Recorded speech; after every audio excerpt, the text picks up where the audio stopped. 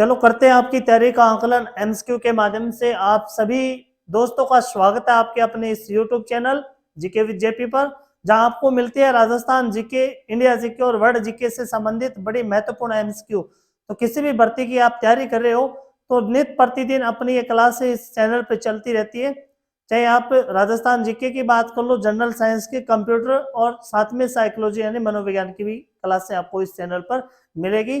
तो शुरुआत करते हैं आज की जो एमसीक्यू अपना। उसका पहला जो प्रश्न है कि राजस्थान में क्रिकेट का प्रारंभ माना गया, कहां से, कौन से जिले से माना जाता है क्रिकेट का प्रारंभ?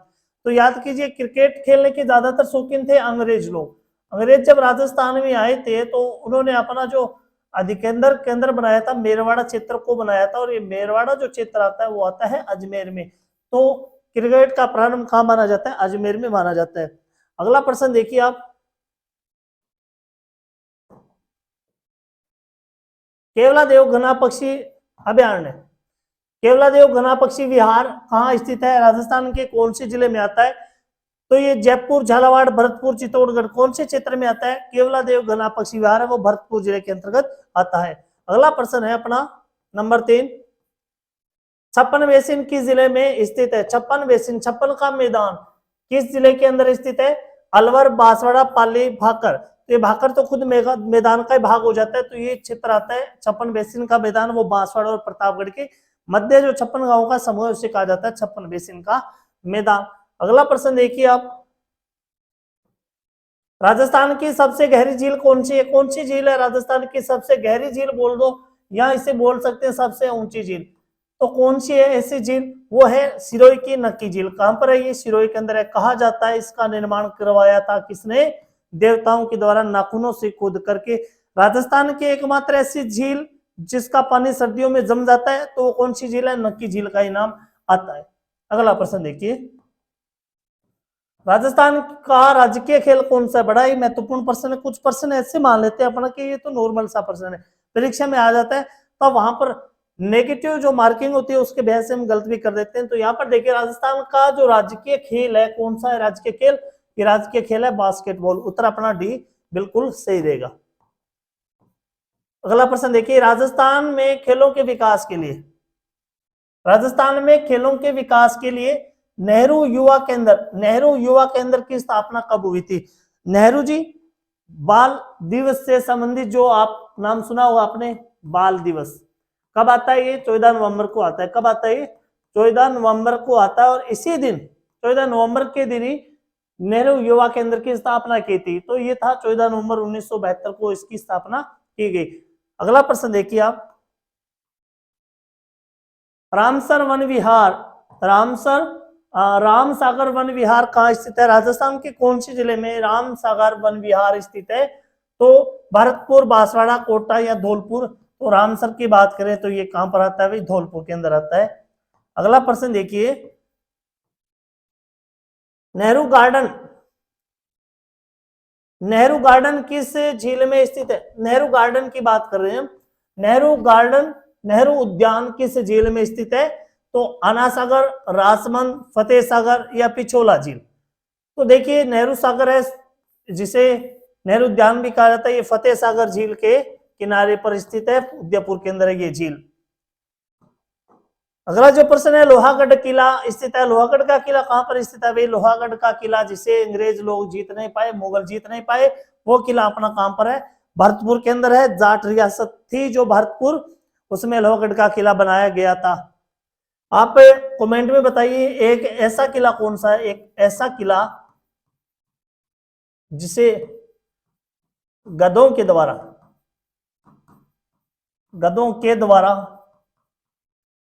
हल चलवाकर तहस नहस किया गया, तहस नहस किया गया। ऐसा कौन सा जिला, कौन सा किला है, ये आप कमेंट में बताओ।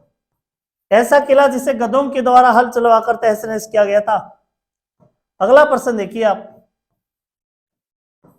राजस्थान में मूर्तिकला का विशेष केंद्र कौन सा है? राजस्थान में मूर्तिकला का विशेष केंद्र कौन सा है? मूर्तियों की जहां बात करें तो जयपुर जिले का नाम आता है। जयपुर जिले के अंदर मूर्तिकला का विशेष केंद्र स्थित है। अगला प्रश्न देखिए आप, राजस्थान में सर्वाधिक पशु कौन से है भाई? सर्वाधिक पशु, गाय है, ऊंट है, बकरियां हैं, भेड़े हैं, तो सबसे ज्यादा जो पशु पाले जाते हैं, सबसे ज्यादा बकरियां पाई जाती है राजस्थान के अंदर। कहाँ मिलेगी बकरियां आपको? बाड़मेर के अंदर। सबसे ज्यादा कहां पर मिलेगी भाई? बाड़मेर जिले के अंदर। यानी बकरी और भेड़ों को रखने का स्थान ही होता है, वो बाड़ लगा के उसको तैयार किया जाता है। तो बाड़मेर के अंदर बकरियां और भेड़ मिलेगी, सबसे ज्यादा है बकरियां। अगला प्रश्न, अगला प्रश्न है कि राजस्थान में सर्वप्रथम डेयरी संयंत्र की स्थापना कहां पर हुई थी? डेयरी संयंत्र की बात कर रहे हैं। डेयरी संयंत्र की स्थापना सबसे पहले जोधपुर में, बीकानेर में, रानीवाड़ा में या अजमेर के अंदर? तो डेयरी संयंत्र की स्थापना भी कहां पर हुई थी? अजमेर जिले के अंदर हुई थी सबसे पहले। अगला प्रश्न देखिए आप, मारवाड़ के राठौड़ वंश का संस्थापक। हमने पहले क्लास के अंदर मारवाड़ के बारे में पढ़ रही थी, चल रही वो अपनी क्लास। तो यहां देखिए, मारवाड़ के राठौड़ वंश की स्थापना किसने की थी? राओसिया ने। किसने की थी? राओसिया ने। राओसिया के द्वारा जोधपुर रियासत की स्थापना की गई थी। अगला प्रश्न देखिए आप, राजस्थान में खेल कूद का सामान कहां पर मिलता है? खेलने और कूदने में ज्यादा माहिर होते हैं नौर भादरा वाले, खेलने और कूदने में और कुदाने में भी, तो ये भादरा वाले होते हैं सबसे ज्यादा। तो खेलकूद का सामान कहां पर मिलता है? हनुमानगढ़ के अंदर मिलता है। भादरा हनुमानगढ़ का ही क्षेत्र आता है। अगला देखिए, अगला प्रश्न है, पृथ्वीराज रासो का रचनाकार कौन था? पृथ्वीराज रासो नामक पुस्तक किसके द्वारा लिखी गई थी? यह लिखी गई थी चंद्र बरदाई के द्वारा। चंद्र बरदाई के द्वारा यह पुस्तक लिखी गई थी। अगला प्रश्न देखिए आप, राजस्थान में सर्वाधिक पशु पाले जाते हैं। ये प्रश्न हमने पहले भी कर लिया था, कौन से पशु पाले जाते हैं? बकरियां पाली जाती है सबसे ज्यादा, ठीक है ना। अगला है, राजस्थान में सर्वाधिक आबादी वाली जनजाति कौन सी है? सबसे ज्यादा आबादी वाली जनजाति, तो पहली जो जनजाति आती है वो आती है मीणा। मीणा सबसे ज्यादा कहां पर पाई जाती है? जयपुर के अंदर मीणा सबसे ज्यादा पाई जाती है। सबसे ज्यादा आबादी वाली जनजाति है मीणा, उसके बाद आता है भील 2 नंबर पे, भील, ठीक है ना। अगला देखिए, राजस्थान की सबसे प्राचीन पर्वत श्रृंखला कौन सी है? एक ऐसी पर्वत श्रृंखला जो राजस्थान को 2 भागों में विभाजित करती है, वो है अरावली। सबसे प्राचीन श्रृंखला अरावली पर्वतमाला है, जो राजस्थान को 2 भागों में विभक्त करती है। अगला प्रश्न है, सुकड़ी नदी के बहाव वाला जिला नहीं है, कौन सा जिला है वो? सुकड़ी। सुकड़ी नदी है किसकी सहायक नदी है भाई? लूणी नदी की सहायक नदी। किसकी सहायक नदी है? लूणी नदी की सहायक नदी है। तो इसका बहाव क्षेत्र नहीं पूछा गया। यहाँ पर देखिए, गौर करने वाली बात ये नहीं, जोधपुर, बाड़मेर, सिरोही, जालोर, तो सुकड़ी का बहाव जिला जोधपुर नहीं आता, इसमें से लूणी नदी का ही पानी जाता है। अगला प्रश्न क्या है देखिए, राजस्थान का राजकीय पुष्प कौन सा है भाई? कमल का फूल, गेंदे का फूल, रोइडा या गुलाब? तो कौन सा होगा अपना? रोइडा होगा। अगला प्रश्न है, राजस्थान में कहां पर प्रसिद्ध मीनाकारी गहने बनाए जाते हैं? देखिए भाई, मीनाकारी की बात करें, मीनाकारी गहनों का केंद्र जो बना है राजस्थान के अंदर, जयपुर के अंदर सबसे ज्यादा मीनाकारी गहने बनाए जाते हैं जयपुर जिले के अंदर। अगला क्या प्रश्न है, राजस्थान का सर्वाधिक आर्द्र वाला स्थान कौन सा है? बताइए, सबसे ज्यादा आर्द्र वाला स्थान, सबसे ज्यादा वर्षा वाला स्थान।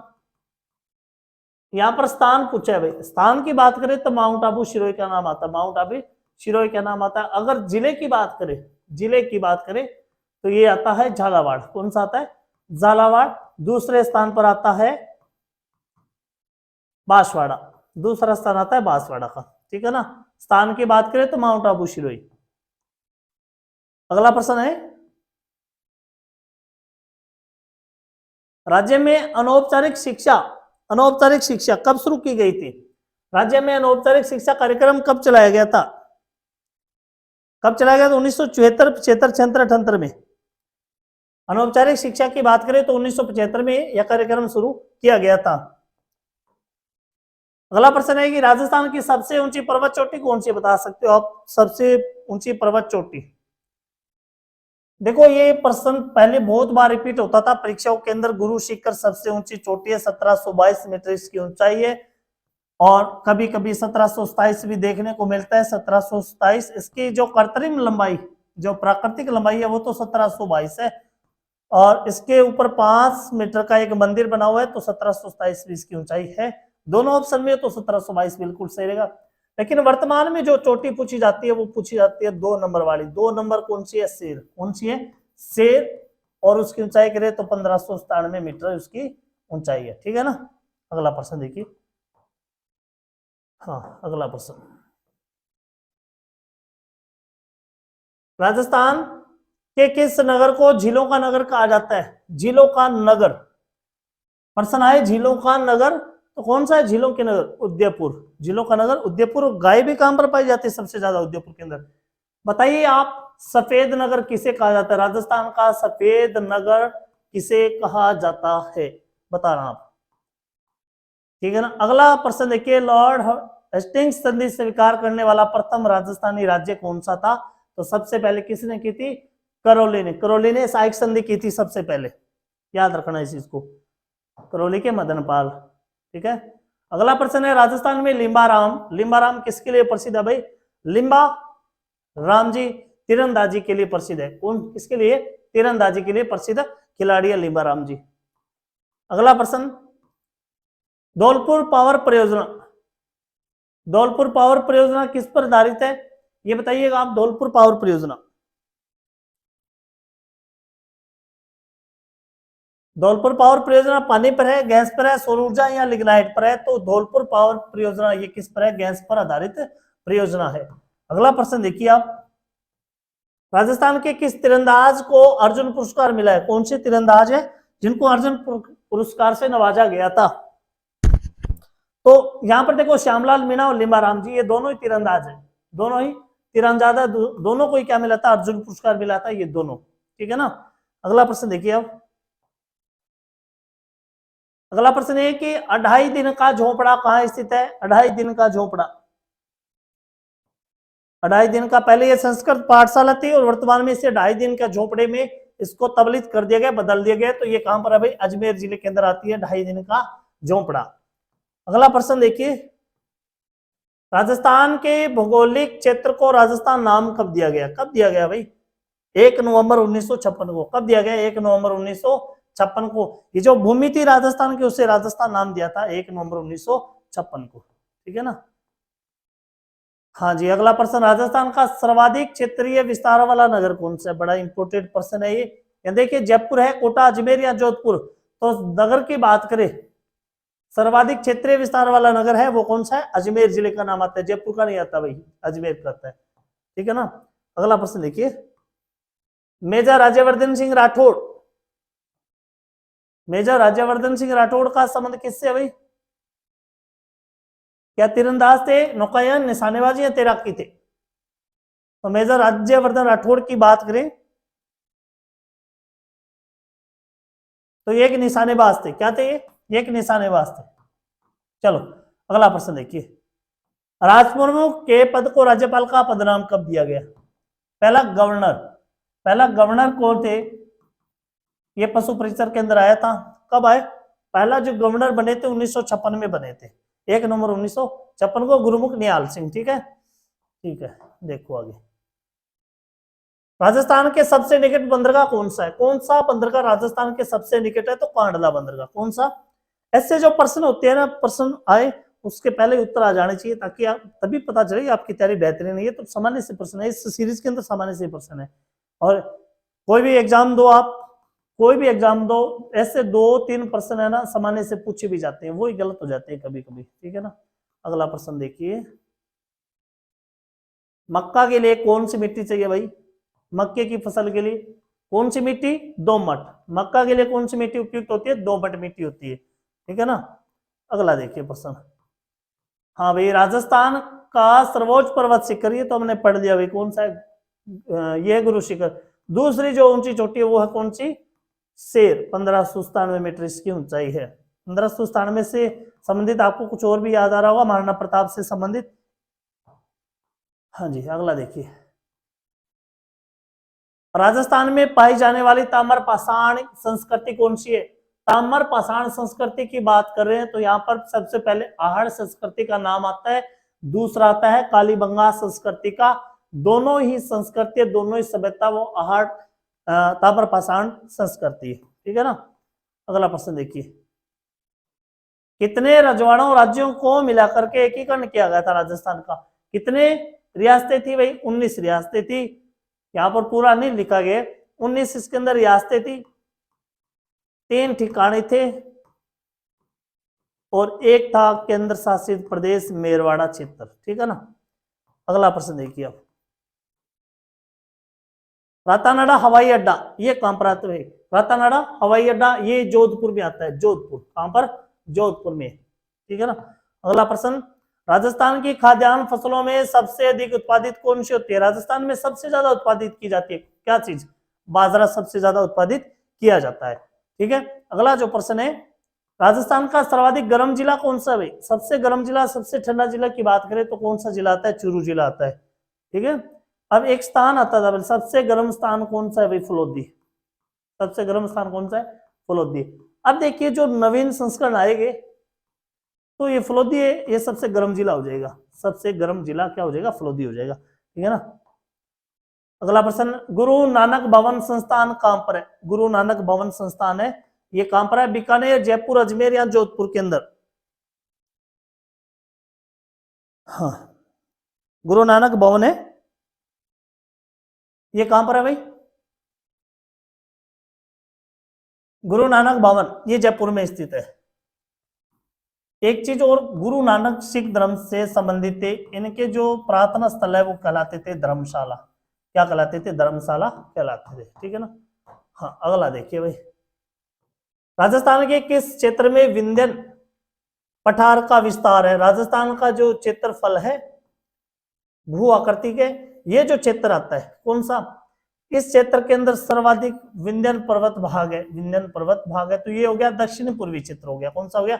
दक्षिण पूर्वी क्षेत्र हो गया।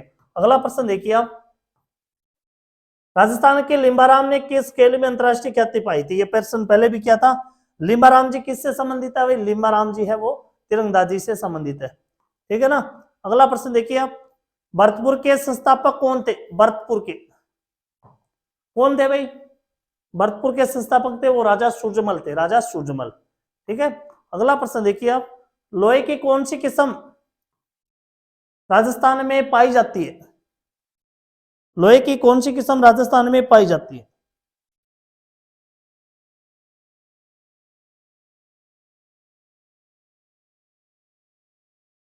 लोहे की कौन सी किस्म है राजस्थान में पाई जाती है? हेमेटाइट, सिटेराइट, ये क्या हो गया? हेमेटाइट, सिटेराइट, जोनोमाइट या मैग्नेटाइट? तो हेमेटाइट पाई जाती है राजस्थान के अंदर। अगला प्रश्न देखिए आप, हाँ जी, थार महोत्सव का आयोजन राजस्थान के कौन से जिले में किया जाता है? तो बाड़मेर में। थार महोत्सव कहां पर? बाड़मेर के अंदर। याद रखो इस चीज को फटाफट। अगला प्रश्न देखिए, वीर भगत समाज किसने स्थापित किया था? वीर भगत समाज ये किया था विजय सिंह पथिक ने। वीर भगत समाज ये किसने किया था? विजय सिंह पथिक ने इसकी स्थापना की थी। ठीक है। अगला जो प्रश्न है देखिए, जय सिंह सूरी, जय सिंह सूरी के लेखक कौन? जय सिंह सूरी लेखक थे किसके?